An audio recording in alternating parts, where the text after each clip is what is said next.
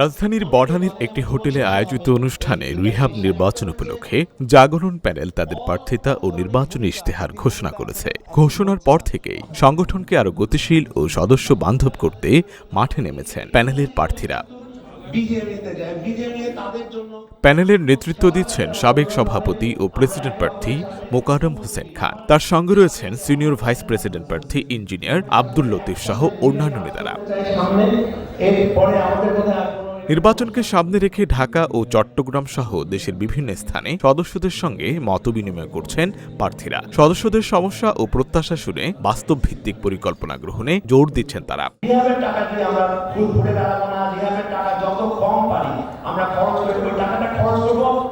Proper ইউসেজের জন্য, এবং সেটার জন্য আমি চিন্তা করেছি, আপনাদেরকে আমি বলেছি যে আমরা একটা ফাউন্ডেশন করতে চাচ্ছি গরিব দুস্থ ছাত্রছাত্রীর জন্য, যারা হাইলি ইন্টেলিজেন্ট বা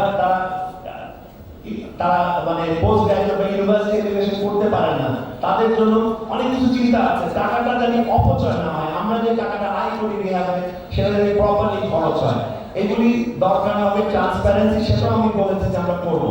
কাউকে মিথ্যা আশ্বাস দেব না যে ভাই 40 তলা ভবনের ব্যবস্থা করে দিব, এই আশ্বাস দিব না। আমরা যা করব সেটা অথেন্টিক। প্যানেলের দাবি স্বচ্ছতা, জবাবদিহিতা ও আধুনিক ব্যবস্থাপনার মাধ্যমে রিহ্যাবকে একটি কার্যকর ও সদস্য বান্ধব সংগঠনে রূপ দেয়া হবে। আশিক আরিফিন, ঢাকা জার্নাল।